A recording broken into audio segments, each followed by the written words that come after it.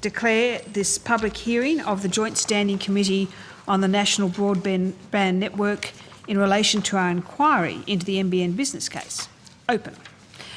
I welcome you all here today. Gong hoi fat choi. This is a public hearing and a Hansard transcript of the proceedings is being made, so possibly don't talk in Chinese like I just did. Before the committee starts taking evidence, I remind witnesses that in giving evidence to the committee, they are protected by parliamentary privilege.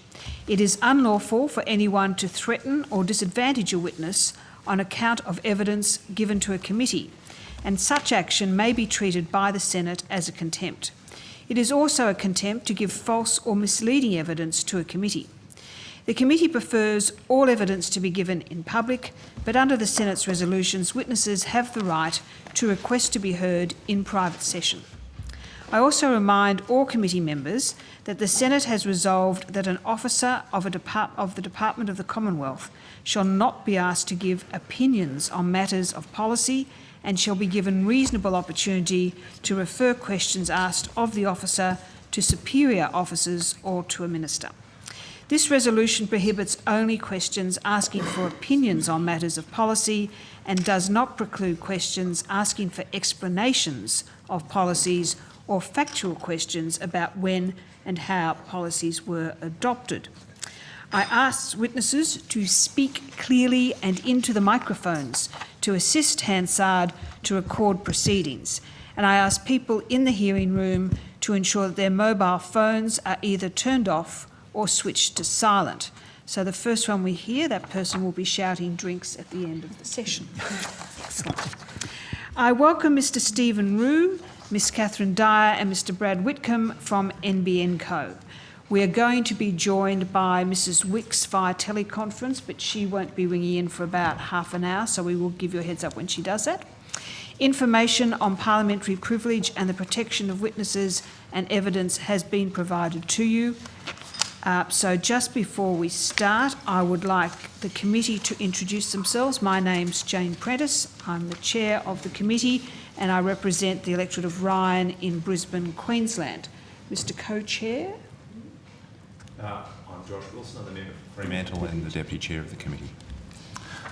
Brian Mitchell, member for Lions in Tasmania.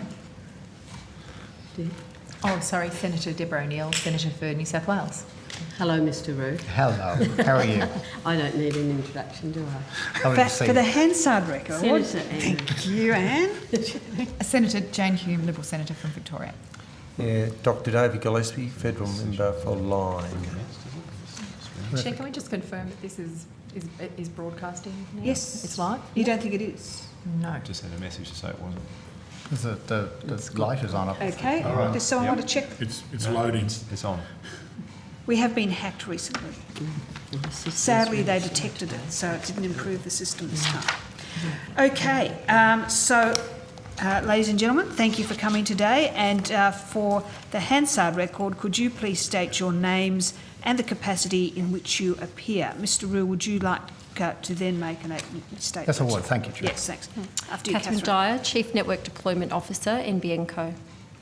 And I'm Brad Whitcomb. I'm the Chief Customer Officer for the residential segment for NBN. I'll be talking to you later, yes. Thank you very much, Chair. And Mr. Stephen Rue. Thank you. Yes, I'm Stephen Rue. I'm the Chief Executive Officer of NBN. I do have a statement. We have it in hard copy, if you have a copy. So, as I said, I do have a statement with me. As you pointed out, are Catherine Dyer, our Chief Network Deployment Officer, and Brad Whitcomb, our Chief Customer Officer for residential customers. And we are truly delighted to be here and to answer your questions. I would just like to outline some of the company's progress and also some of the challenges we are dealing with as we approach the end of the build phase next year. Next week, we will be releasing our half-yearly results, and I look forward to providing an update on our financial progress at that time. I can tell you that we remain confident of completing the build on time and within the budget outlined in our 2019 corporate plan. Representatives of NBN have been appearing before committees for almost a decade now, and it is heartening for our staff, our customers and partners, and I'm sure for you too, the committee, to hear us say the build will be complete next year. It is an incredible achievement of NBN employees over the past decade, who have created a new company and proceeded to build a wholesale network across Australia, providing high-speed broadband to all. I do need to be very clear that there are challenges ahead, though, and I want to just thank the people of NBN who meet and overcome challenges every day and who are working extraordinarily hard to get the network built and to ensure Australians are having the best possible experience. We now have more than 4.8 million premises on the network and 8.4 million premises ready to connect, which means we have about 3 million to go. This is a significant amount of footprint in the period of time remaining, and it does put pressure on our build, activation and assurance resources and those of our delivery partners and retailers. We work daily in conjunction with our partners to manage issues such as resourcing and quality of work. We are all working together to ensure our rollout plans are delivered and so that we all understand what we need to do to ensure Australians have the best possible experience when they order a connection. One of the ways we are doing this is to make sure that when technicians come to connect someone, they arrive on time, they complete the job the first time, and if there is an issue, it is fixed quickly. In fact, everything we do at NBN is focused on the customer experience. With the industry, we continue to make significant progress. In the last year, we are completing connections right the first time, 93% of the time, up from 86% a year ago. If someone has a problem with their service, we'll fix it within the agreed time frames, 91% of the time, up from 82% a year ago. All of these measures are available on our website and updated monthly. We want to make sure we hold ourselves and everyone involved in the experience of an end user has to a high standard. Another issue that is getting a lot of media attention is the emergence of 5G. It is an exciting technology and will be an important step up for mobile. We should remember, though, that the vast majority of data is still carried over fixed line, in fact 97%, and data growth is not forecast to decline anytime soon. It is indeed widely expected to more than double in the next 4 years. It is this data growth that will ensure the fixed line and mobile technologies will remain complementary into the future, with fixed line continuing to carry the vast majority of heavy lifting. Our focus is on meeting the ever-increasing demand. One way we can do this is by getting our network built, operational, and providing a service that gives people the reliable service they need and can afford. And this naturally leads me to address the discussions about the NBN wholesale price, which has been circulating in the context of some people arguing for a write-down. I think it is important to reiterate the term write-down has a very special meaning. NBN Co assesses the carrying value of its assets, applying an annual fair value assessment in accordance with accounting standards. This looks at the replacement costs of assets and the expected future cash flows of the business. Based on recent assessments, no impairment issues exist, and we do not see any basis for a write-down. On this basis, the Auditor General signed off on NBN Co's latest annual report, noting that it gives a true and fair view of our financial position. He looked in particular at how NBN Co supported the carrying value of its assets, and he reviewed the reasonableness of significant assumptions underpinning projected revenue, take-up and operating costs, and the process undertaking to develop these assumptions.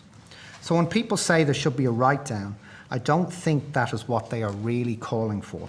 Essentially, they are calling for the wholesale price to fall dramatically. Now, let me be very clear. We want retailers to be successful. We actually need them to be successful. But NBN has to be successful too. We need to have enough cash in the business to complete the build, connect Australians, and also to maintain and upgrade the network as future demand emerges.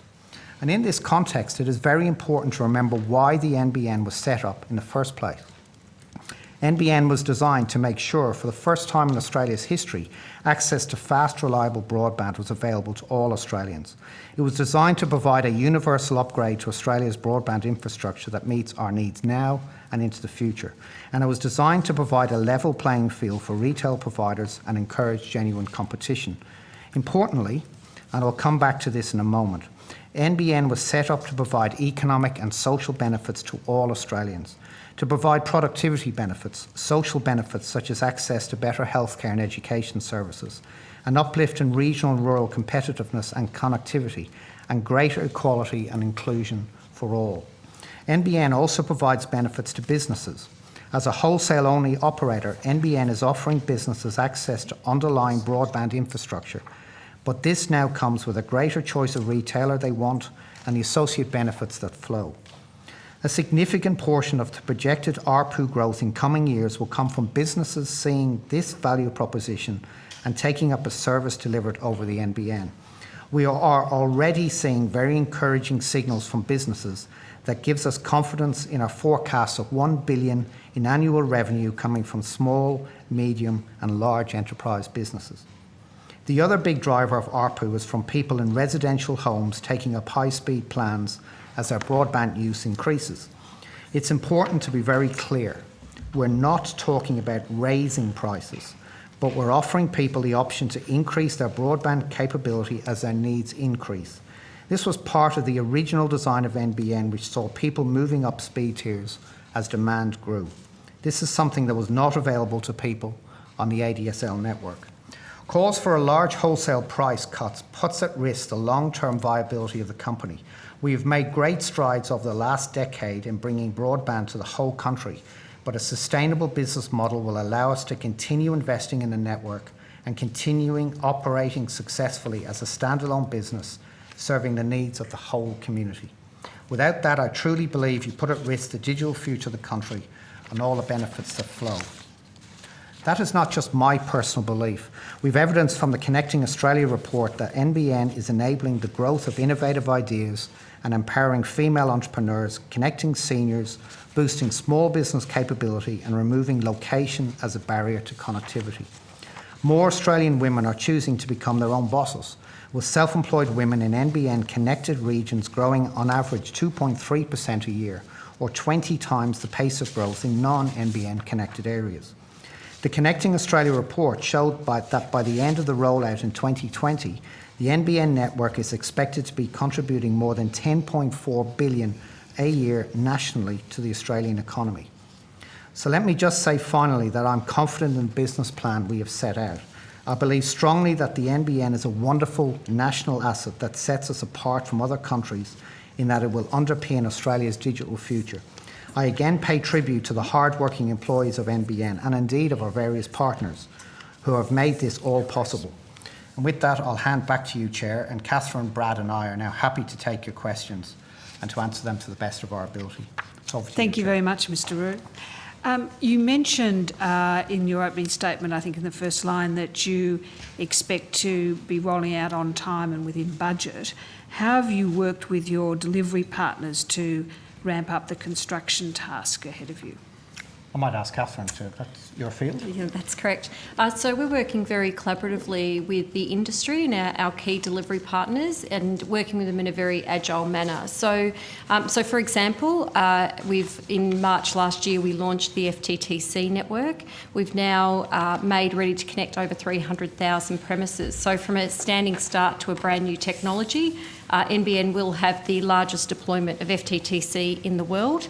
And we've been continually working with those delivery partners to innovate. So things that we haven't done in telecommunications construction before, so we're very quickly adding into the construction mix. So things like micro-trenching, where we're in more urbanised areas, able to really scale construction a lot more quickly and more innovatively. So very good, close partnering relationship with our industry partners. Thank you. I might hand over to my Deputy Chair, Mr. Wilson. Thank you, Chair, and thank you all for being here today. Back in 2013, the sort of the NBN peak funding for the multi-technology mix was $29.5 billion, and it's been increased a few times since then. So it went to $41 billion at the end of 2013, and then to $49 billion. It's now $51 billion. How confident are you that it wouldn't grow from $51 billion? Yeah. Based on, I mean, particularly based on the increases that we've already seen. Yeah, no, sure. The first thing I'd say is that actually Brad and I jointly led a program when we both started at NBN to build the corporate plan for 2015 onwards. And that plan had a range of 46 to 56 billion in the plan that we put forward, this management team put forward. And we've been pleased that over the years the gap has closed. And in fact, the previous year we had a plan, I think it was 46 to 51, and now we're at the 51 billion. So the 51 is in the middle of where we always thought we would be. And we had a, as you quite rightly say, an aspiration of 49. As you know, we invested more money in the business. There remains risks in the business, there's no doubt about that. But from where we sit today, we have now launched all our technologies. Catherine is well advanced, as she just outlined, in the build programme. And as you get closer to the end of the build, some of those uncertainties get less. We have kept a contingency of $1 billion within that 51 billion that you mentioned. I would anticipate that that contingency, some or all of that contingency, would be utilised as those uncertainties I talked about came about. But as I said in my opening statement, Mr. Wilson, we're confident with where we are in the plan, we're confident in the timing of the build, and we're confident of that budget. So just on that, the 1 billion contingency, on the way you kind of framed it, I mean, it sounds as if you think there's a reasonable prospect that contingency will be drawn upon. I mean, I know there's been some statements from NBN Co recently that there are times when you make a contingency and it's very much in the, well, we may not need it at all, but it's there. Yeah. It sounds like you're a bit closer to, it's not unlikely that we'll need that 1 billion. Yeah, I think maybe I should explain how we actually do the plan. So if you add up all the managers' line items, whether you have the revenue from Brad or you have the cost of the construction from Catherine or whatever it may be, if you add them all up, the plan comes to 50 billion, and a contingent. Sorry, in the current plan, it's in still the current just plan, it comes to 50 billion. So the line managers have a budget that adds up cumulatively to 50 billion. So the $1 billion contingency is, if you like, kept at my level to decide, is that something that we need to actually incur or not. So obviously the managers are held to try and get to the 50 billion number that I mentioned. However, within the plan there are still some uncertainties. So for example, the last areas of build will be complex. For example, if there is any movement in timing of activations and therefore revenue generation, that has an impact, not on long-term revenue, but on the cash flows of the business. For example, as we continue to build out IT systems, there may be reasons to invest further in IT, or indeed in the business segment. So I think that it is likely that some or all of that contingency will be incurred. But I can assure you, we don't sit there and say, we're definitely going to spend it. No, we would like not to, but I think when you think about this business, I think you should think of it as a $51 billion plan that we're trying to beat, rather than we're not going to use the contingency. But obviously, you're not in a position to sort of guarantee that $51 billion will be the end of it. I mean, relatively recently, you were in a kind of a $46 to $56 billion frame, and it's not out of the question that you might go a bit further, a bit closer to the top of that frame rather than ending up at 51 billion. No, that not at all. I mean, the 46 to 56 was the very first plan, and then we narrowed the range from 46 to 54, and then I think it was 47 to 51. I think they were the numbers. But you're kind of at 51 now. So we're at 51. Which, are you saying that's you're essentially guaranteeing that that's the end? Well, I don't think there's any guarantees of anything in life, but that is absolutely where what I am saying is that the 50 billion is what all our budgets add up to. We have a contingency of $1 billion to deal with things that come about, and I do not see us going over that 51 at this stage. Okay. The question of the valuation, which you mentioned in your opening statement, and we've had evidence before from the department around different valuation methodologies, and you're using an assets-based method at the moment. Your auditors are, of course, at some point you'll go to a cash flow basis. When do you expect that to be? Yeah, so I can only talk about NBN's accounting. Of course, government accounting is I presume you're asking about. Yeah.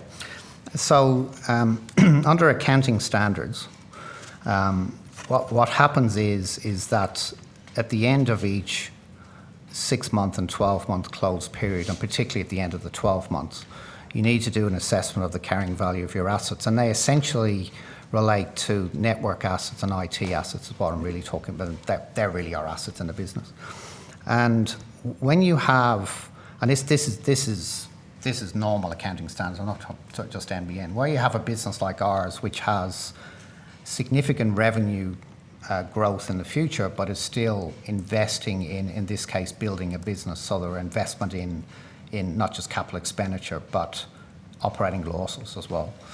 Where you have that scenario, it is normal to assess the best method of assessing assets is based on what's called a depreciable replacement cost, which essentially means you go and have a look at, if I was to rebuild this asset, what would it cost me? And then I depreciate it back for the age of the asset. Yeah, So if it's 5 years I old. don't want to interrupt you. I mean, I understand. the department took us through some of that, so I think you can take it that the committee Okay. understands the different So- methods. I'm really interested, at what point Yeah. does the So- NBN, the corporate entity, expect to go Yeah. to a cash flow method? So the answer to that is you then look then at a longer term cash flow when you are closer to a operating profit or a cash flow positive position. So it won't be this year, I wouldn't think, but it will be reasonably soon, but not this year, is what I'd say. I can't tell you the exact date because it will depend upon a judgment of which, do you use depreciable cost or do you use discounted cash flows? But it will be in coming few years as we get closer to cash flow break even. And based on all the sort of the projections and expectations that you've built into your corporate plan, have you had a look at some valuations that would result on a cash flow method based on the cash flow projections in a handful of years, just as a bit of a ready reckoner as to what will happen to the value of the entity when you make that shift? Yeah, a couple of things. Firstly, it's not a valuation. What it is, it's really an accounting assessment of a carrying value. So there is a difference between, honestly, I'm sorry to bore you, but there is a difference between a valuation and what you do to assess a carrying value. One is... I understand. I hope you do, because it is, many people don't, and it is very important to understand that difference. In terms of your specific question, no, I haven't looked at that, but what I can tell you is as you get closer to a position where you have strong revenue growth and you have strong cash projections, that typically more comfortably covers the accounting carrying value of your assets. So you remembering that they depreciate over time as well. Sure. I mean, so you haven't personally looked at it. Has the entity undertaken that analysis or had in its possession that analysis in any form? My team, my old finance team may have done it, but I haven't seen it. I haven't seen that. Okay. Moving to Brian. Do you want to take it? I'll defer to finance for now. I've just got a couple of questions about debt. Still around the same area? Okay, Yeah. issue. Good, no worries. So this is around the mix of equity and debt in the corporation. Decision was made. I mean, initially it was anticipated that the debt would be privately financed, and then the government made a decision that it would extend a loan to NBN Co. Is it right to say that the corporate plan going forward assumes that the debt will continue to be carried at an interest rate of 3.96%, even beyond the private refinancing in 2024? Yes, it is. Is it not right to say that the assumptions or the rationale, the twin rationale for government extending the money to NBN Co was that it would be better for the government's budget line, but also end up advancing, funds on better terms to NBN Co than they would get in the private market? I can comment with the government's budget line, but because that's not for me. But what I can tell you is that the loan interest rate was negotiated based on what was a best estimate of commercial rate. So what it basically says is that if we ourselves were to go out to the market to borrow and were to have a fixed interest rate, which was something I requested actually, that it was fixed and not a variable rate over time, that it would be around about 3.96%. So the loan was set up in a way so that it would be equal to what we would be incurring ourselves if we went on the marketplace. The government took a decision that it was better for the company to access funds from the government rather than have the enormous distraction at the time of going out into the market and borrow its own money. That's my understanding, although you'd have to, the government will need to answer that fully. But it was decided for the government to lend the money to NBN at commercial interest rates. Why was the horizon extended from 2021 to 2024? Because when we had the additional $2 billion that we invested really for customer experience, as you know, in the last corporate plan, it was requested that we NBN go and source that $2 billion. So that extension of time gave us time to essentially fund that money. By default, you then extended the loan period out until 2024. Has NBN Co undertaken any steps to assure itself that it would be able to borrow $21.4 billion in private finance at 3.96% interest? We looked back in, I'm going to say 2017, but forgive me if I'm out by a few months, but we looked back at the time when the equity was coming to the end of the period.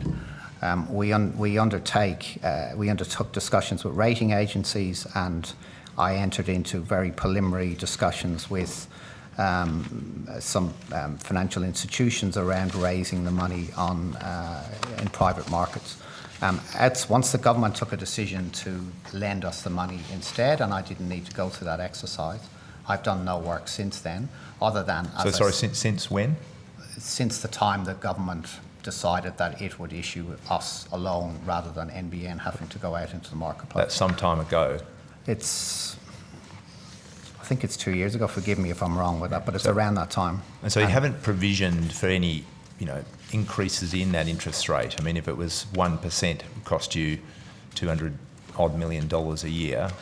You haven't made any provisions in your corporate plan for the possibility that you won't be able to get 3.96%, and separate to that, you haven't sort of freshened up those market tests. Well, those those market tests will be freshened up in coming years as we come closer to the need to refinance a loan. So I haven't done work since then on that.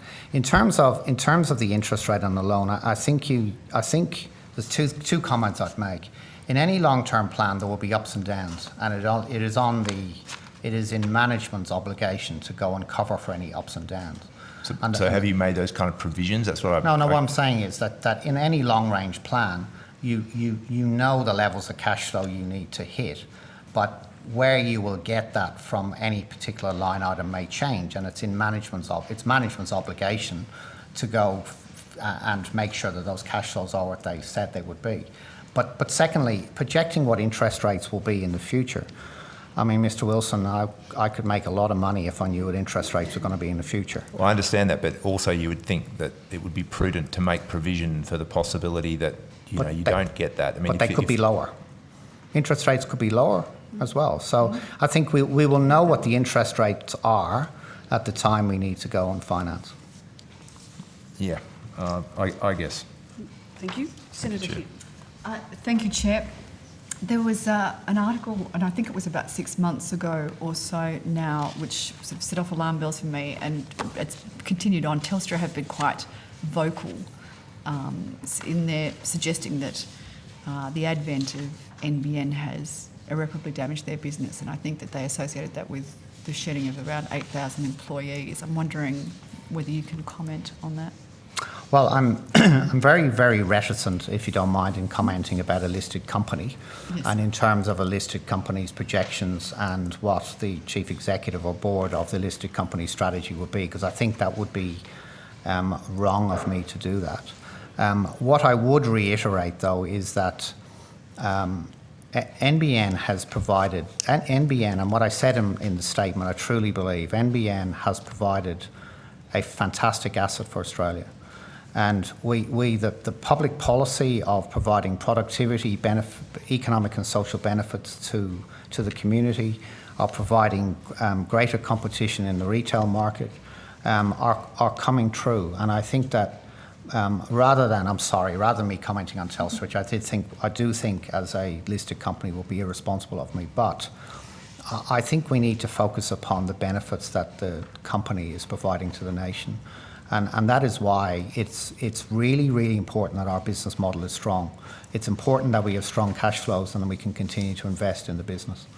You are in a 30-year deal, though, with Telstra, are you not? Inadvertently. Is it a 30-year? You've got a 30-year Yes, deal we do. with Telstra. Yes, we do. Can you tell the committee then, I know you don't want to comment on a listed company, that makes perfect sense, but potentially what the projections are for how much NBN will actually pay Telstra for that 30-year deal?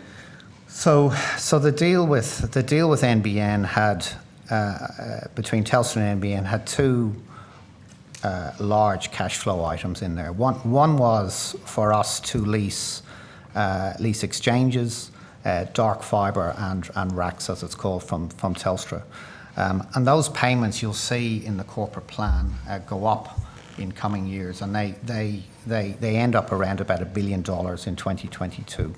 And they continue to go up by inflation from then on. And that continues actually until 2047, and NBN has a 20-year option beyond that period too. On top of that, there was arrangements with Telstra whereby they receive what's called subscriber costs, or again in our corporate plan. And to be clear, the numbers in the corporate plan include payments to Telstra and Optus and some other very minor payments. But we make substantial payments to Telstra as customers disconnect from the Telstra network and as part of the NBN rollout. So there are significant cash flow payments and therefore costs in our business for Telstra arising from the deal that was done back in 2011. And that was essentially to replace Telstra as they were the wholesale monopoly?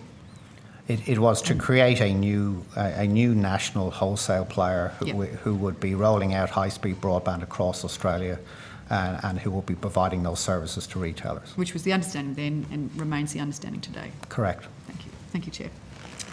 Thank you. O'Brien, back to you. Thank you, Chair. Thank you, Mr. Rue. Throw. Mr. Rue, is NBN Co planning to make any dividend payments to the Commonwealth over the forward estimates?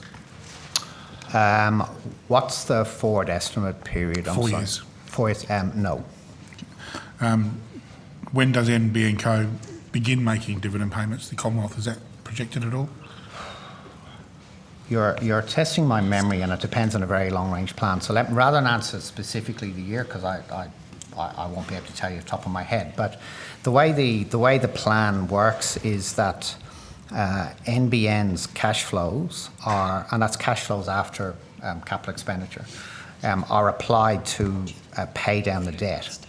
And once the debt is paid down, dividend payments are made then to the Commonwealth from free cash flow. That would be many, many years in the future. So I missed that last That would be many, many years in the future. Any idea, are we taking 10, 15, 30 years? It's more than 10 years. And less than? It's between 10 and 20 years Okay, from now, thank I you. would have thought. That'll do for me for now, Chair. Thank you. Thank you, Brian.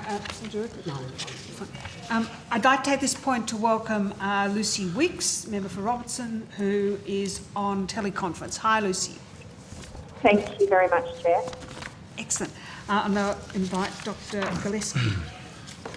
Thanks very much, Mr. Rue. Hi. I was just wondering how sales to business customers on the NBN are going. Yeah, no, thanks for that question. And if Brad here wants to join in, please do, Brad. But the business, business is a really important part of our ongoing long-term plan. And as I said in my opening statement, we hope to anticipate actually getting up to $1 billion in business revenues in the future. And in fact, about half of our ARPU growth from here to the future, we think will come from business. So these are small medium business, some enterprise businesses, and also from things like the enterprise satellite, which is where we will be providing business-grade services to people in regional and rural Australia. As we go through the normal rollout, we pick up small and medium business customers. There was a longer period of time given to certain business customers, which were known as white papers, which had a 3-year disconnect period. And we're very focused in working with our retail partners to ensure that we connect those customers onto our network and that there is no disruption of business services to them. In terms of the enterprise business, there is some early opportunities for us that we are very pleased with, ranging from both governmental and also from large business enterprises. So as we sit here today, I'm very pleased with the progress of the business team, and I think we're well on track to that $1 billion. Yeah, sure. Have you significantly reduced the connection fees, the AVC fees, for other retailers to encourage more businesses who are the better payers to come on board? I'm not sure we've done that, but what I think the advent of NBN certainly introduces competition into the business segment, and the fact that competition is in does provide extra opportunities for business, and some of that may be a cost advantage over where they are today.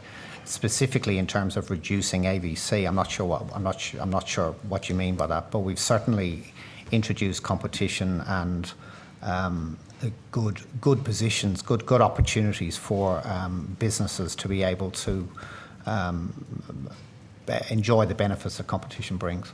Sure. Now, by AVC, the access virtual circuit price that RSPs have to pay you to connect to it. I understand you are dropping the fees to increase the uptake. Is that just sort of a popular myth, or is that... I can pick up on that. I think with respect to the sort of the smaller end of town that Mr. Rue was referring to, so the SME businesses, a lot of those would be serviced by what we would consider to be more of a residential type of a plan.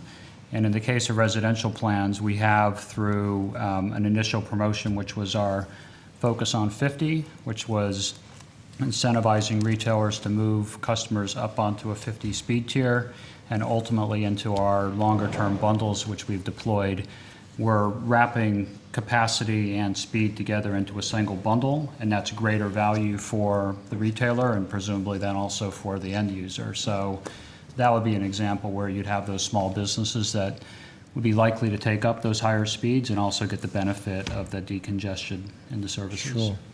And in terms of uptake, I've had several constituents that referred to a technology choice program where if you weren't satisfied with your fibre to the node or your fixed wireless, you could pay extra and get connection right to the premise for a set fee.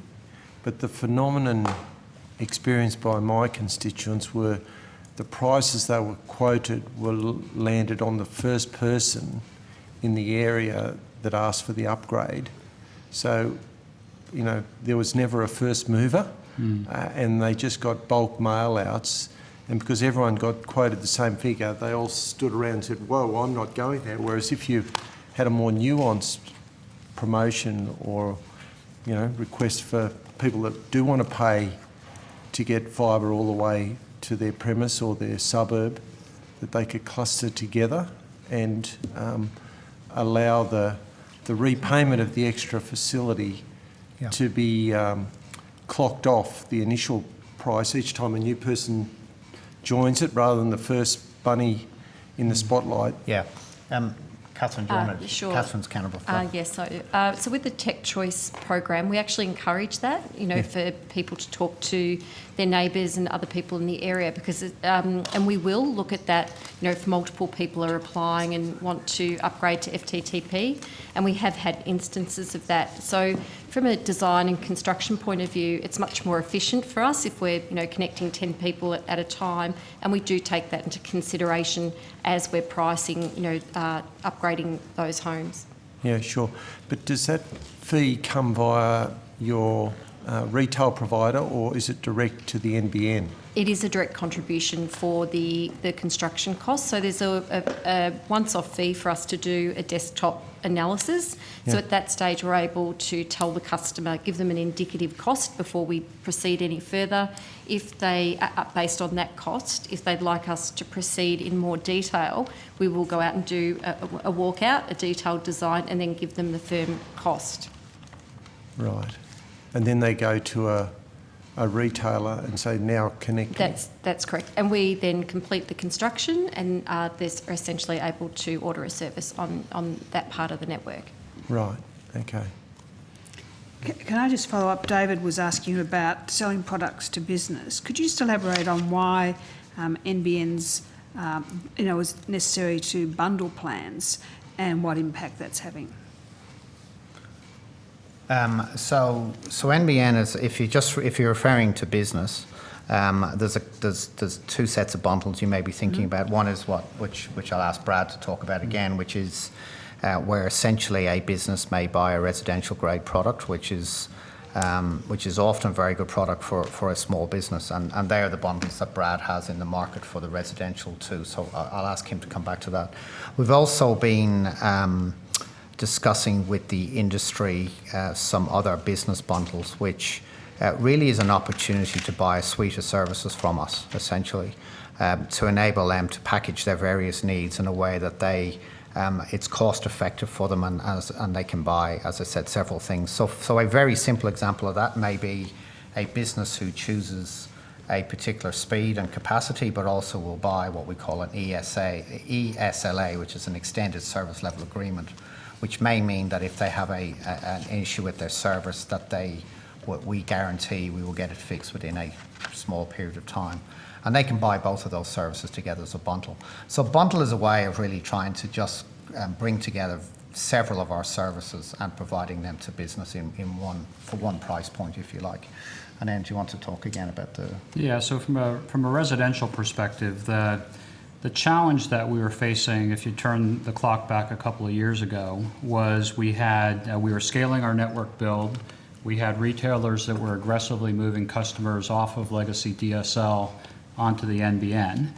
We had a end user population that wasn't familiar with asking about and inquiring about speed as one of the value propositions. And they associated NBN with, this is the great new network and it's just going to be better than what we had before. So a number of customers were being moved over onto 12.1 speed plans, and because the capacity is something that the retailer controls, there were cases where there wasn't enough capacity being purchased to provide a great experience during the busy hour. So we came together with our retailers recognizing that was a challenge. We weren't unleashing the full potential of the NBN, and we wanted to find a way that would encourage customers that had a need for higher speeds to get put onto those plans, and also to ensure that we had enough capacity during that busy hour, busy period, that they'd get that speed and performance when they expected to get it. So we launched very quickly with a promotion, mainly to get around any IT limitations that either we or our RSP customers had, so we could get something at the market quite quickly. And then we followed that on with a much more established bundle offering. And right now the sweet spot of that is around the 50 meg speed tier. So since we've deployed both the promotion and then subsequently the bundles, we now see about 57%, actually as of this week, of all of our base is on speeds of 50 megabits or above. And we've got about 70% of all of our customer base is on a bundle of some sort, which includes our entry-level bundle, which is a low-cost option for people that are mainly looking for telephony services and just a little bit of broadband. And we're seeing about 70 to 75% of all customers that are being acquired are also coming in on that 50 meg or above speed tier. So we're quite pleased with that. The other benefit that we've had out of that is the congestion during the busy hour has been slashed. So a typical customer now would see about 40 minutes of so-called congestion in any given week, which is quite low if you look around the globe.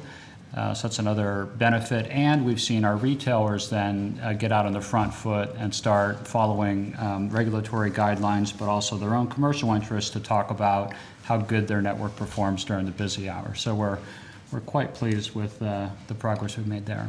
When you say busy hours, I assume you also mean things like, you know, the release of the next series of Game of Thrones or something when everyone's going to...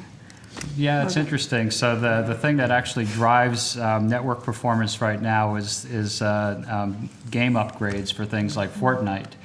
And unfortunately, while most of the game providers are sensitive to when people are going to download these, they're targeting more of the North American market, so they want to do it in the middle of the night in North America. That actually happens to coincide right when our people are trying to use the internet. Exactly. So we are working, we're working actually on a value add back to our retailers to keep a log of when all of these different game updates are likely to come so they can provision extra capacity and it won't impact end users, but we've yet to release that. Yes. Yes. The deal that you did with Telstra, I've had quite a few technicians as well as individual constituents who, when they're going to get a connection made at either a business or a residence, that the geographical address for the service is quite different.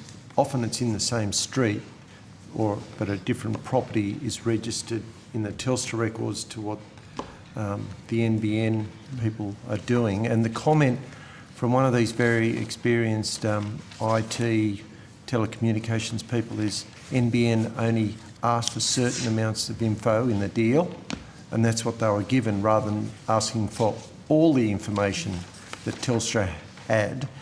And have you, I mean, several technical people have experienced this problem. I have a big electric. I go from the Hunter River up to the Hastings River, in the mountains down to the coastline, and I'm hearing the same things coming from different people. Yep.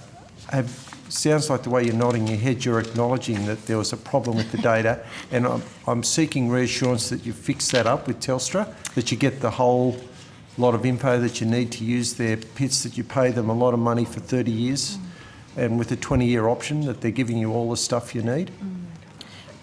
We get a primary data set from Telstra, which we rely on to help with our fundamental or our desktop planning. So as we're approaching the design of the network, so we get that information. We use that primary information to inform our primary design. Then when we go out and, depending on the technology we're rolling out, we either do what we call a construction walkout. So we've then got what we would call a blueprint for our design. We would then go and test the blueprint to see, well, is that constructible? After we then construct the network, we have what we call an as-built, so as we've built the network. So the reason I explained sort of the value chain there is we start off with primary data, and it's to a certain level and a certain quality, and each step of the process that we follow, we're actually improving the data. So if we think there's one Smith Street, Collingwood in Victoria, as we go along we then can prove it at the end. You did refer to what we call business or complex premises, and what we are encountering now is as we go into some of these areas and construct to very complex areas, that it is a lot more complex in terms of the addressing within, even facilities managers struggle with different premises inside a premise.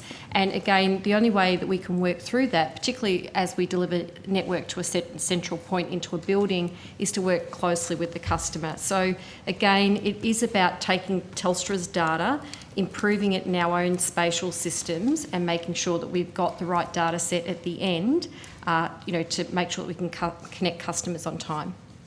Yeah. So you're getting the accurate info, or you're creating the accurate info? I mean, It's a combination, I think, of both, because it would be fair to say even the data that is available has gaps in it that we receive, and so it's very important for us that we are really accurately testing all of our data cycles, if you like, right throughout the design and construction process. And again, to make sure that where we do experience issues, that we've got a very fast follow-up way to correct that in our spatial systems. It's not perfect, but when we do encounter the problems, it's making sure that we can rectify them as fast as we can. Josh, Okay, Mr. thanks. Thanks, Chair. I just want to ask a follow-up on debt, and I know Sandra O'Neill has some questions. But just coming back to the corporation's expectation of how the refinancing would pan out, I guess I just want to put to you some of the changes of circumstances between when the arrangement of the borrowing from the government first occurred and then where we are now as we look forward to 2024. So in the 2017 corporate plan, the implicit forecast was that NBN would be getting $55 in ARPU by financial year 22, right? So that's taking the 2020 number that was in the 2017 corporate plan and just projecting it at 2.5%. So that's my kind of number. Yet in the most updated corporate plan, the explicit forecast for financial year 22 is down to $51 in ARPU. At the same time, there has been a $2 billion increase in the overall cost of the project, and as the rollout has occurred, about 300,000 premises have come off the overall expected number of households that could be potential customers. So I guess I'm just concerned that when you take into account those kinds of material changes, the expectations that NBN could go out in 2024 and refinance $21.4 billion worth of debt at 3.96% interest, the underlying conditions for the corporation seem to have substantially changed. Can you really be confident that you'll be able to refinance on those terms? And do you have an intention to sort of, freshen up the test on the market's appetite for that? Yeah, sure. The reason I was playing around my computer there, so I have a clarification. My memory isn't as good as I thought it was. I said 2017, it was 2016, I'm sorry. So to your earlier question, I apologise for the mistake. We can fix that in Hansard, Mr. Wu. Sorry? That can be corrected in terrific, Hansard. thank you. Yep. So a couple of comments. Firstly, the $55 is a number that you've generated. In fact, the $55 was not explicit. It's just an implicit. No, I understand, but I don't extension. think you should make that assumption that it would have flowed on to $55. What we do talk about is long-term revenue projected will grow at around 2.5%. That doesn't necessarily just mean from average revenue per user, though. So I don't think you should use that 55. The second thing I'd say is that we are closer now than we were back in 2016. Now my memory's corrected, to a period when we will be cash flow positive. And therefore a lot of the complications and uncertainties of the build is actually behind us rather than in front of us. And the third piece to my question is, if we're going to refinance in June 2024, I will need to have people go out to the market around about 2022.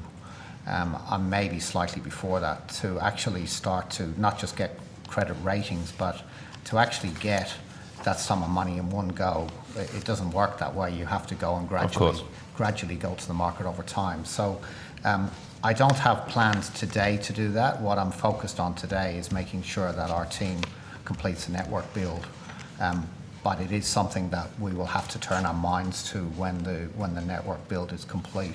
And again, at that time, market conditions will be whatever the conditions are in the market at that time. We'll do the same exercise. We'll go to rating agencies. We will go to investment banks, and we'll work out a strategy of how that we would refinance that funding. And the answers to your questions will be clearer then than they are today. But we are closer to cash flow positivity than we were back in 2016. Lucy, have you got any questions? Not at this stage. No problem. If you're driving, focus on the road. Okay. No. Pulled over. It's all good. Senator O'Neill. Thank you very much, Chair. Mr. Rue, I have some very specific questions, so I'm going to read them and ask you to listen very carefully. So, Mr. Rue, I now wish to return to the FTTP counterfactual in the 2016 NBN corporate plan. Right. The passage in the document has been used to make misleading claims about the apparent cost of the original FTTP build relative to the multi-technology mix. Documents obtained via Freedom of Information have revealed this exercise was initiated by NBN management following a request from Malcolm Turnbull and Matthias Cormann via letter dated the 25th of April 2015. To the chairman, the NBN co-chairman, Mr. Switkowski. Now, the FOI document indicates that this letter was sent after shareholder ministers received a preliminary draft of the 2016 NBN business plan. Notably, this was the plan which revealed an $8 billion cost increase in peak funding. Can you confirm that, for the record, that you were the Chief Financial Officer at the time? Yes, I was. I'd like to refer to two passages that I'm sure you will recall, but it's from the 2016 corporate plan. So, page 18 of the 2016 corporate plan. Sorry. So page 18? Yes. So I'm referring to passages on page 18 of the 2016 corporate plan. Yep. Which claim, and I quote, following a high level, despite analysis, management estimated the rollout completion to be fixed to 8 years faster than the full FTTP rollout in the fixed line footprint. Sorry, Sandra, I don't have that. I have a sentence that reads something slightly different, but... Page 18 of the 2016 corporate plan. Yeah. Following a high level... Have you got that section? I have following a high-level desktop analysis. Desktop analysis, thank you.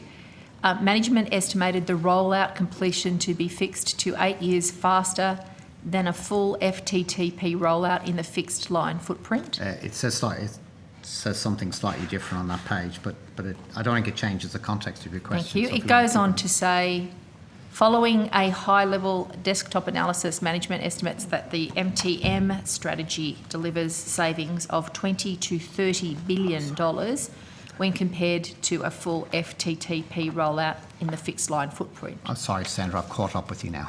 Yeah. Right. Yep. Do you do recall this passage, Mr. Rue? I do. Okay. So we're all on the same page? We are now. Sorry. Okay. Literally. Literally, yes. So, Mr. Rue, was this analysis, which Freedom of Information documents have confirmed was initiated by NBN management at the request of Mr. Turnbull and Mr. Cormann, a costing of continuing with Labor's original FTTP policy? I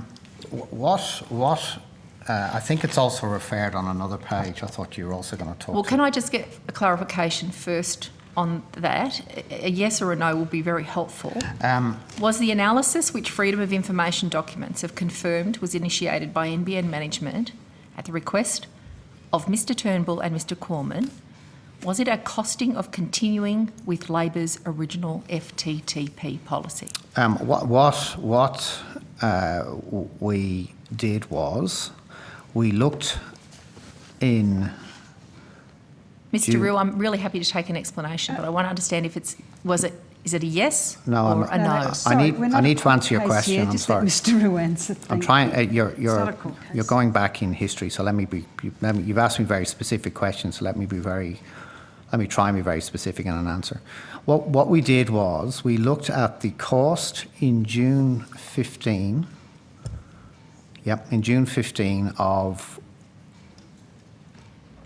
going to an all FTTP rollout in the fixed line network From that point going forward, from June 15 onwards. as yes. if you were to commence doing that from that point going forward. It was the cost at that point in time of obviously continuing with where we were building FTTP, and then of looking at designing and building FTTP in areas where we weren't already building. Right, so it's a people have misrepresented those numbers, the 6 to 8 years and the $30 billion, as if they related to the time it would have taken and the amount it would have costed if the previous government's plan had proceeded uninterrupted. People have misinterpreted in that way, and I guess what the committee is interested in knowing, and we've had this intimated to us before, is that, as you say, that projected sort of duration, the 6 to 8 years, and the projected additional cost was not based on what would have occurred if there hadn't been a change of government and the plan had continued. It was based on what would have occurred if the corporation in the middle of 2015, some 18 months after the election of the Turnbull government and the change of direction, if the corporation had then sought to revert to the original plan and go back to a full fibre to the premise rollout. So I'm sorry, some of that was questions and some was commentary, but if the question that you asked, which Senator O'Neill asked, is what was the exercise that was done? The exercise was, as I said, was to say at June 15, if we were to build FTTP, what will be the cost of building FTTP? And we did. its entirety, Okay, just let Mr. Rue in finish, to please. 90, not for the whole country, to 93%, so to the fixed line area.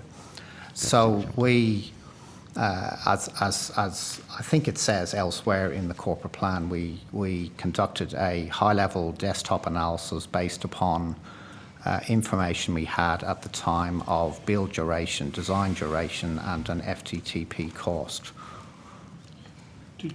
Have you provided any advice at any stage to the government about what the cost would have been and the duration would have been if there had been a mere continuation of the rollout from 2013 onwards? Sorry. Because that's how it's been portrayed to the public, that that Labor's plan was X dollars if of a magnitude greater than what the MTM rollout is.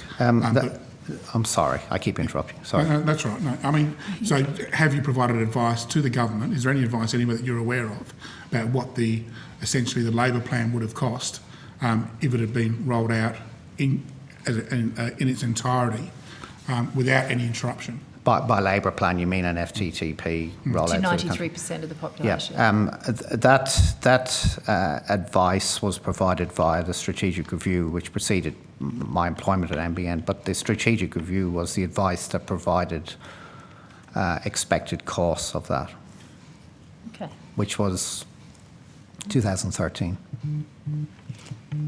So can I... So can I just... So, Deb, you're continuing on this topic, Yes. right? Good. Excellent. Thank you. So just for clarity, Mr. Rue, let me ask again. The analysis which the Freedom of Information documents have confirmed was initiated by NBN management at the request of Mr. Turnbull and Mr. Cormann. Was it a costing of continuing with Labor's original FTT policy? Well, I think I've answered that. What the exercise was to say if we were at June 15 to build FTTP everywhere, what was that cost to be? The key word was continuing, or was that to be a new commencement? At June 15, if management was to turn and build FTTP everywhere, what would be the cost to build FTTP areas, starting clearly at June 15? So what was the cost of building FTTP to 93% of the country? I mean, we're not...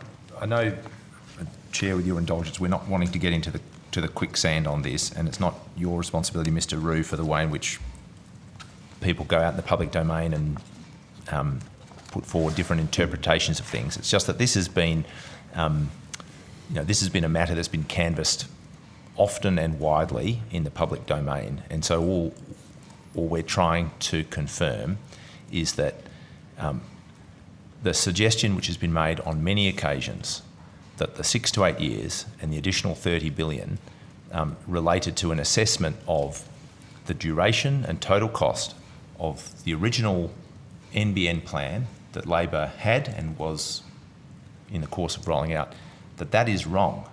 So we're just trying to confirm that, as you've described, that the 6 to 8 additional years and the additional $30 billion related to a scenario which involved the change of government, 18 months of NBN going down the multi-technology mix path, starting to do that, starting to enter into contracts, etc. And then, from the middle of 2015, being asked to say, well, what if now you were to revert back to Labor's plan of getting 93% of fixed line premises or households having fibre to the premise, what would that cost? And the answer was, well, we estimate it would take a further 6 to 8 years and $30 billion.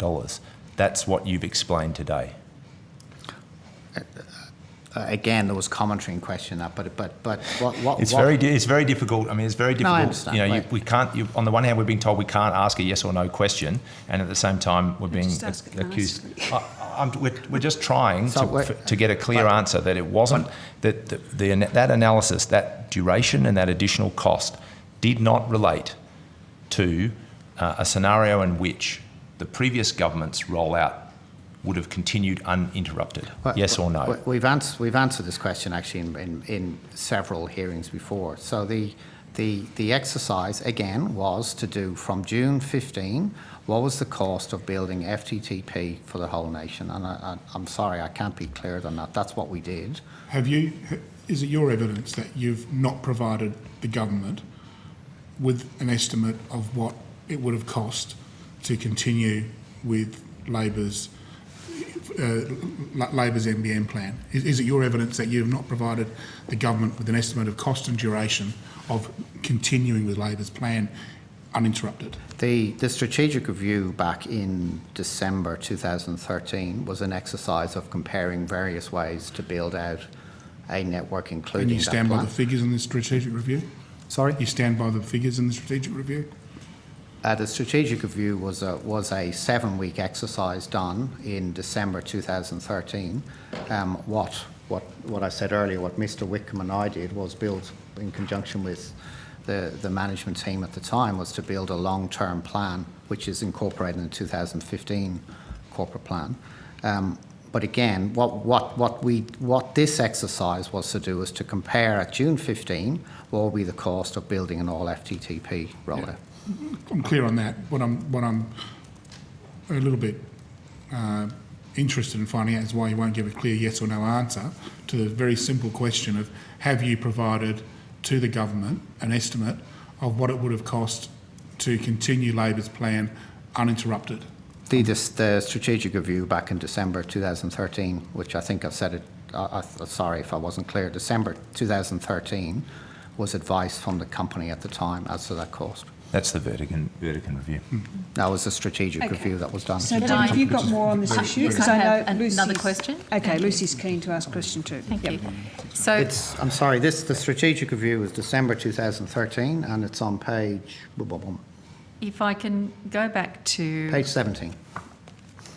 The analysis that we were discussing, Mr. Rue, which Freedom of Information requests have confirmed was initiated by NBN management at the request of Mr. Turnbull and Mr. Cormann. Was this analysis a costing of any NBN policy ever held by a Labor government or a Labor opposition?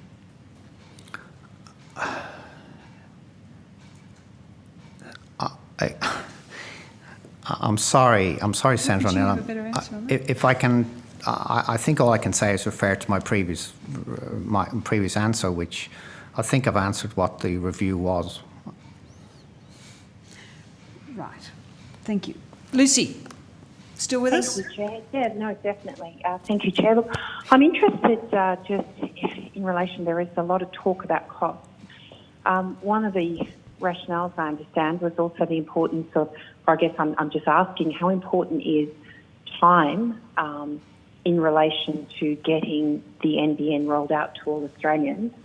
So that's my first question. How important is it to get broadband rolled out quickly and as quickly as possible?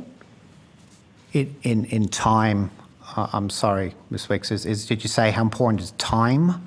Time. How important is it to actually get broadband, high-speed NBN broadband, rolled out to Australians quickly? Yeah. In other words, do years, lengths of years of time of building such a, the national broadband network, does that come into it as well? Yeah, I can answer that in two ways. The management team at NBN are very focused on building NBN out quickly because we believe that the benefits to Australia will flow more and quicker when everybody has access to high-speed broadband. So people will be able to set more businesses up, will be able to trade better. It will help regional economies and so on. It will help people with their healthcare and their education and their connectivity with individuals. So the time is important from a economic and social point of view. And secondly, from a purely the business model of NBN, the quicker that Catherine can build an area, the quicker we can, Brad here beside me, can sell onto that area, and the quicker, therefore, we get revenue. So the quicker that we roll out means the quicker that we actually get revenue streams.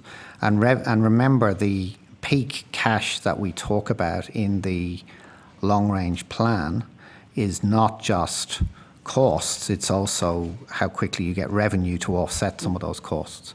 So clearly, the longer it takes to get revenue, the higher will be the cost base, net cost of the project. So for those two reasons, it's very important. And I don't know how many people were sort of talking in 2012, 2013 about 5G, but I got a letter recently advising me that 5G was going to be rolled out in some suburbs in my electorate. So, knowing that new technologies like 5G are around, are happening, are sort of being built now, what is how does NBN respond to that, firstly? How do you sort of safeguard against, new technologies like 5G so that you do have a sustainable business model into the future? And, what does that look like in terms of customer experience? Yeah, so I have a lot of answers to that. If you forgive me, I won't necessarily get into specifics of tactics. But what I would say is a bunch of things. It's clearly the first defence against 5G is to have an alternate network, and therefore the quicker that we can build out, the better. Secondly, the greater the customer experience that we can generate, the more we delight customers. And when I say we, I mean the industry, not just NBN. The happier people will be with their existing service. Thirdly, the more that you have a business that is generating cash, again, as I said in my opening statement, that enables that business to invest into the networks where necessary. So I think for those reasons, having a network there, having a strong, sustainable business model and having customers on the network who are delighted with the service is a really good start in any business, and in our business, clearly, against any impact 5G may have. I would say, though, that we still think over the long term, because of the significant growth of data, that our network is really built for high throughput, and will therefore sustain in the long run. Arguably, even the amount of people on our network may well go up in the long run, because we think that the data consumption means that mobile technologies and fixed line will be complementary. Thanks, Lucy. Thank you. Now, I did interrupt Senator O'Neill before, but Mr Wilson, you want to go first, and then back to Senator O'Neill. If I can, just a couple of things. Mr Rue, operating expenditure in financial year 2022 is forecast to be $2.7 billion. Yeah. Is that the year that the Telstra lease payments peak? The answer to that is yes, although there are small incremental additions for CPI. But if you ignore that, other than the footprint build, the footprint's basically out there. So yes, other than the CPI, Okay. that's correct. In fact, if you look at page 61 of the corporate plan, you'll see that in fiscal 21 we expect those payments to be $1 billion, and in 22 they're also $1 billion. It's actually arguably it peaks in 21. Oh, right. Okay. And does that, the OPEX figure in financial year 22 incorporate an expected reduction in the number of employees, just considering that by that stage you're the other side of the rollout? Yes, it does. So what we anticipate is that clearly, I hate to think of NBN as a project. I always talk to people as actually a business that we're building, a long-term sustainable business we're building. But the project stage of building out will necessarily means that the amount of footprint, the amount of work that Catherine's team would need to do, but also the number of people who help get people onto the network or work with our delivery partners who are connecting people, that clearly starts to move into a more a churn position rather than adding new customers all the time.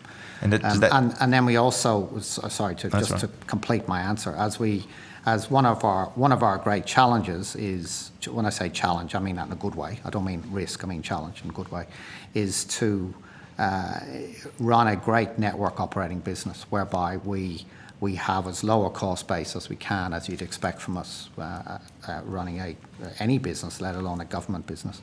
And therefore, as we get past the time of heavy build and activations, we'll be focusing on running a network business as efficiently as possible.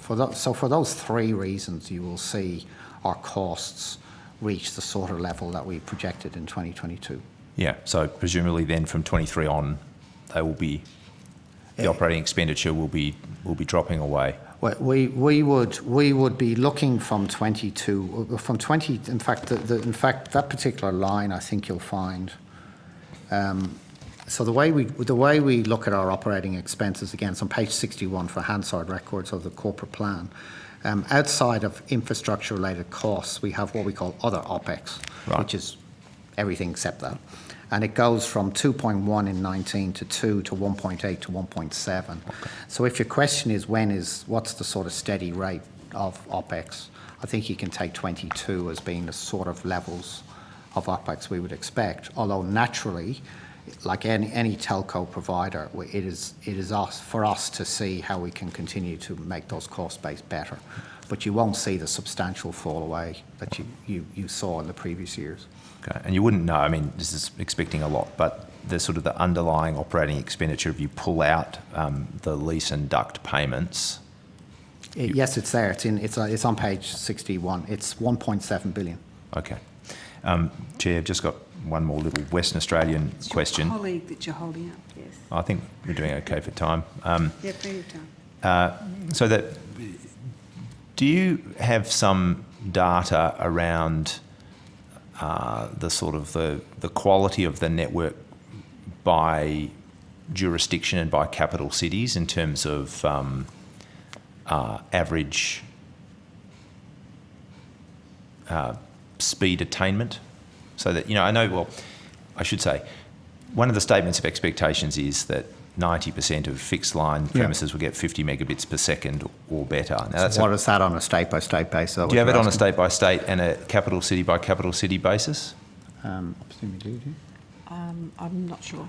Well, I don't know. It's not something I've looked at. I don't know if we have that or not. Is it likely that while the government set that as a kind of a national benchmark, is it likely, well, I guess I'm asking whether the government separate to that or whether NBN separate to that sort of took it on board that in the pursuit of network ubiquity, you would try to get that benchmark met evenly across different jurisdictions, different capital cities? Yeah, no, we haven't done that exercise. We look at 90% as the nation rather than go on a state by state or capital city by capital city basis. But Catherine, do you want to add? Yep, I was just going to add, so from a network technology perspective, so the design or the engineering standards we use are set for the organisation. So we use the same engineering and design standards to design and construct the network. So, in theory, there's just total uniformity across the way that we would roll out the network. Well, yes, but with a multi-technology mix and different kinds of technology. I mean, the reason I ask is because in evidence that's been provided formally, Western Australia is getting 60% of its line broadband via fibre to the node. That's sort of roughly half as much as all the equivalent jurisdictions. So most of New South Wales, Victoria, Queensland, South Australia are getting sort of 43% down to 35%.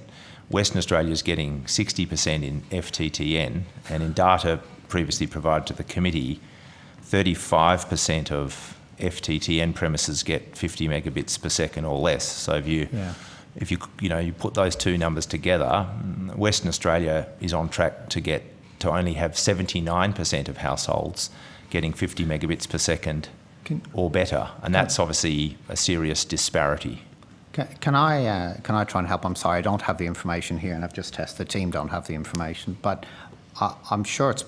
I don't want to promise it to you, but if you let us take it on notice, we'll see if we can get you the information. Is that all right? I mean, would it concern you if it turned out like that? Those are the numbers that I've put the numbers to you. I know it's out of the blue, but they're numbers that NBN Co has previously provided. If it turned out to be the case that you had between two jurisdictions, one capital city where you might get 92% or 93% of households at the 50 megabit per second speed or better, and then Perth at 79%.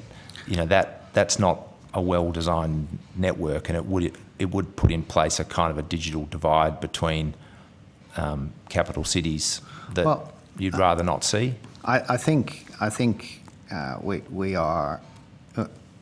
Firstly, we're pleased that what we're building is a significant uplift on ADSL, I'd say firstly, but we operate under a statement of expectations, and our statement of expectations is not on a state-by-state basis. Our statement of expectations is on a national basis. Was that a mistake? I don't know whether it's for me to comment on policy. All I'd simply say is that we have a statement of expectation that we, as a management team, are working towards delivering upon, and that is a 90% on a national basis, not on a state-by-state basis. It looks on those numbers, which are NBN's own numbers, that whereas nationwide 1 in 10 households won't be getting fast broadband, that in Western Australia it'll be 1 in 5, and we're the most remote state. Well, as I said, let me take the actual numbers on notice and see if we can come back with the figures. But what I am pleased about is that we're providing a service for all of Australia that is definitely lifting the capability of the country. But the ubiquity and the evenness is important. I mean, all technological experts say that it's not enough to just say everyone has it better than they previously did. A well-designed network needs to have ubiquity as part of it, and a digital divide is something that should be avoided, surely. Well, we're building to a statement of expectations, Mr. Wilson, which is a national one. But avoiding conspiracy theories is a really simple answer, that the design was just more advanced in some areas, and that's why it was rolled out first. Well, I don't know. I'm not going to accept the premise of the conspiracy theory, Chair. That's the final thing I'd like that goes to that is NBN did, in the course of the last year or so, at one point shift what had previously been planned to be FTTN to FTTC. Yep. Added about 440,000 households. I'm sure you don't have it now, but it would be good if you could take it on notice just what the state breakdowns of that shift were, because my understanding at the time, to the extent that we could get information, was that Western Australia got less than its population share. Not obviously NBN doesn't operate according to that. I'm just saying this as a statistical observation, that Western Australia got less than its population share of those additional 440,000 FTTC premises, when if there'd been recognition of the the quite significant quality disparity that we're already experiencing, it really would have been an opportunity to shift more FTTN in WA to FTTC to correct that disparity. Well, let us take on notice to get to the committee the breakdown by state of the 440,000 you talk about. Thank you. But is it fair to say that you're 90% finished and you're still working on the next 10%? Is that? No, Am I being too simple again? Still working on the 90% as well. There's a fair few holes in there. Oh. I don't know, Chair. It's actually a different question that Mr Wilson's Yeah, asking. okay, I'm just teasing him, sorry. Senator O'Neill, your turn. Thank you very It is much. Monday afternoon. Mr Rue, I've just got a couple of questions about subscriber payments. Yeah, sure. Okay, so that's when the payment from NBN goes to Telstra Optus when they migrate somebody onto the NBN. It's two things. It is payments we make to Telstra when the copper is disconnected, and it is payments made to Optus when Optus customers migrate onto NBN. So slightly different concept. Now, just looking at the subscriber payment numbers, there seems to be something a little odd happening with them. If I can go to the 2018 corporate plan. Yeah. So the cumulative amount of the subscriber payments for financial year 2021 appears to be 10.6 billion. However, in the 2019 corporate plan, the cumulative subscriber payments to financial year 22, which is a full year later, appear to come out at $10.3 billion. So how is the difference of 0.3 billion possible if the rollout is forecast in both corporate plans to be complete by July 2020? Can you... There's a missing... I'm sorry. So 2018 plan had... What? Sorry, Senator, what did you say? So the 2018 corporate plan Yep. has a cumulative amount of subscriber payments for financial year 2021. Yep. It says it's 10.6 billion. Yep. Right? Then we go to the 2019 corporate plan, Yep. and the cumulative subscriber payments for financial year 22 are listed, come out at, they come out at 10.3 billion. Yeah. So my question is, how is there a 0.3 billion difference if the rollout's forecast to, in both of the corporate plans, to be complete by July 2020? And you can take that on notice if you want to. Yeah, I would like to get you an answer, and I'll see if one of my colleagues can remember. I think the answer, maybe I shouldn't speculate, but I think the answer is the estimate of how many people would be either, because the number will vary depending upon the level of Optus subscribers, and it will vary dependent upon the number of what we call copper disconnects. And both of those need to be assumed at a point in time. So I think this is a revision of assumptions, but I'm sure somebody who's listening will confirm if I'm accurate or not, Senator. So I'll between now and 5, hopefully I can clarify, but it will be just it will be an estimate. It will be a firming up of assumptions, I think, will be the reason. So can I just confirm, from my understanding, when will all migration payments be made? But by which financial year? They will be made 18 months after the last home becomes built, so therefore December 2021. Okay. December 21. So during the 22 fiscal year. Mm-hmm. The subscriber payments, that 0.3 billion that's missing, could that have been pushed out to a later financial year? I don't believe so. Okay. Have there been any negotiations with Telstra after August 2018 around the timing of the subscriber payments? No. So the timing remains exactly the same? The model is the same? There's Yes. been no change to that at all? No. But we're still missing 0.3 billion? Well, as I said, it will be based upon So I'm just looking here if the team's going to answer the question for me, but it will be based upon the assumptions of, as I said, the Optus subscribers and the Telstra, the number of people on the Telstra copper who disconnect. I think the simplest way to answer this is simply the deals haven't changed. It's just any amount of this needs to be estimated, and as we go through a period of, as we get closer and closer to the end, we're more easily able to estimate things. So there's no more, no less than that.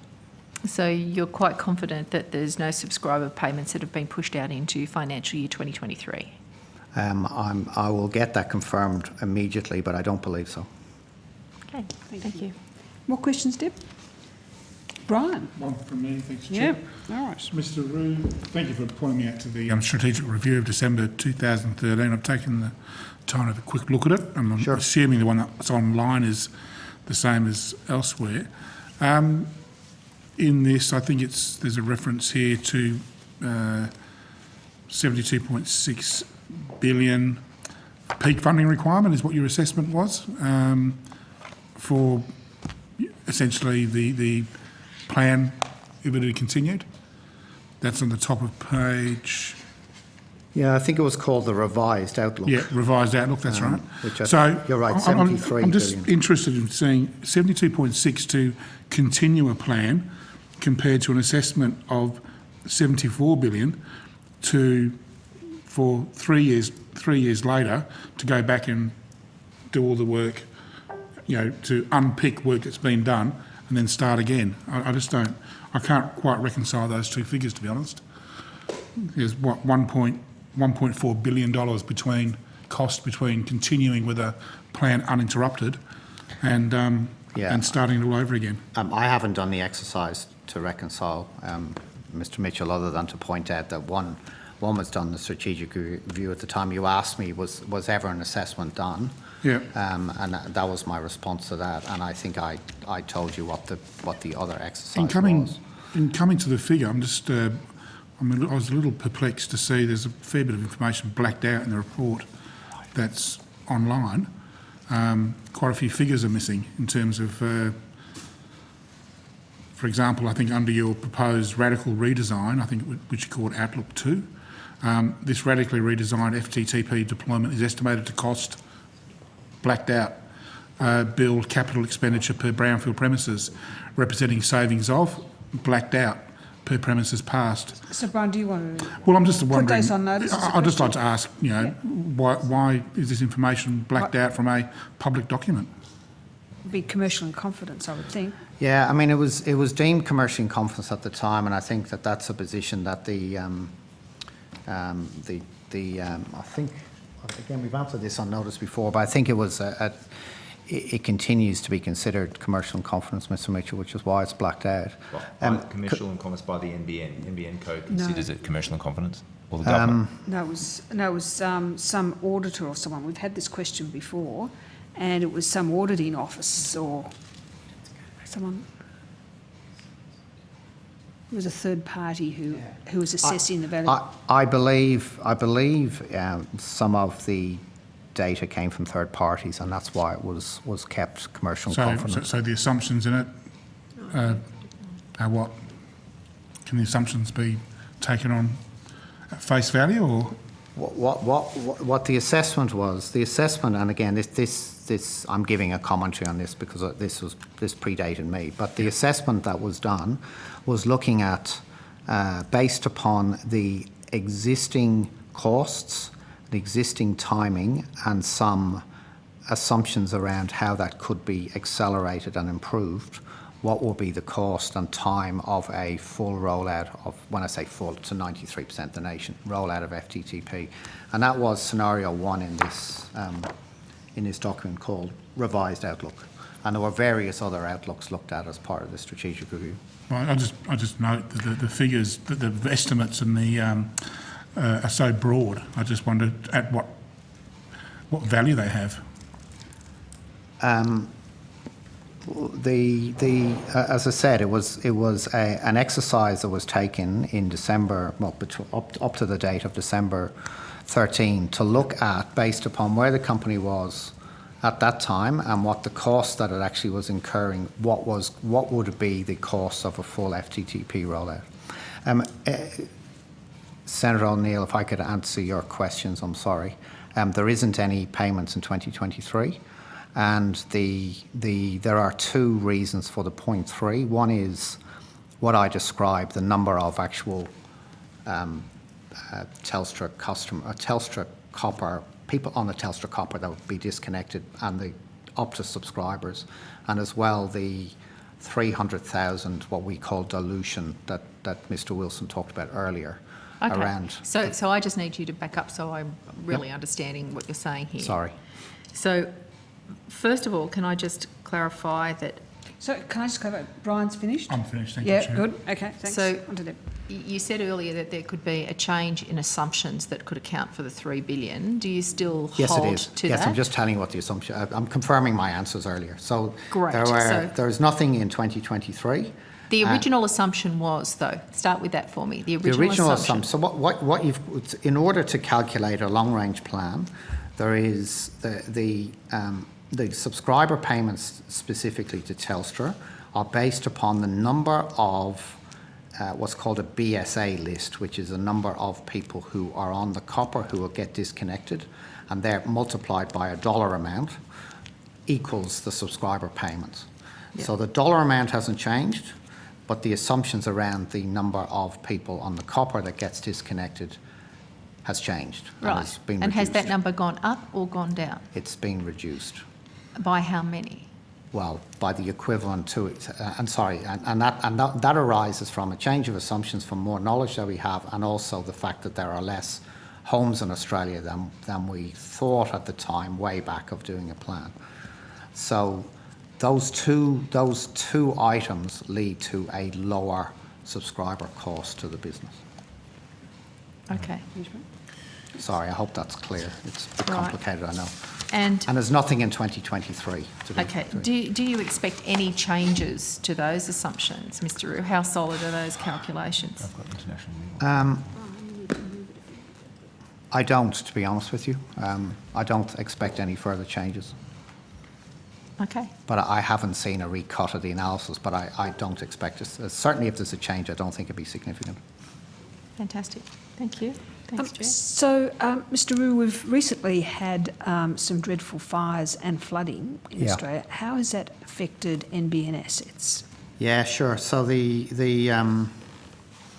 firstly, if I can take Tasmania, we were extraordinarily grateful to the voluntary fire service down in Tasmania, which fought a fire that was approaching one of our satellite earth stations. We only lost a picnic table, which is a tragedy in itself, I know, but that's all. Probably we not lost, crucial to the network, which was though. critical because there was. I actually wrote a letter of thanks to, which I think might have been published in one of the Tasmanian newspapers. But they were, the fire service did a phenomenal job for us down there. What we did as well is we worked with the various communities to ensure that we didn't have outages of fixed wireless services due to some of the upgrades that Catherine was doing at the time, to ensure that services remained up as and when people needed it in time of obvious need. In terms of Tasmania, in terms of North Queensland, that was obviously an extraordinary event that happened in Townsville, and we had approximately 20 of our nodes which ended up services cut for a period of time, and around about 20 of our nodes were working on battery backup. The battery backup is largely back up now again. We will need to replace or repair around, I think it's 7 or 8 nodes. Is that correct, Catherine? Yep. That we'll need to repair up in Townsville. Is that covered by insurance? It will be, yes. But I think we have what's called a Sky Muster truck, which is a truck that actually connects to our satellite service, and we were providing services to the community for many people who lost their homes or wanted to contact relatives. One really heartening story of a gentleman who was able to ring his only family member in Greece, for example.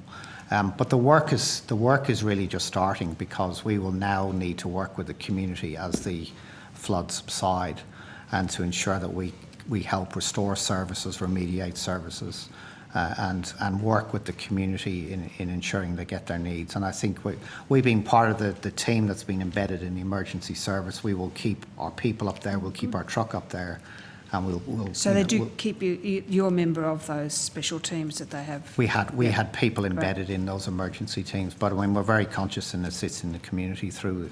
This is when, utility providers, energy providers, telcos, hopefully you see the best of us when we try and serve the communities. That's great. Thank you. Can I just go back to clarify something? Yep.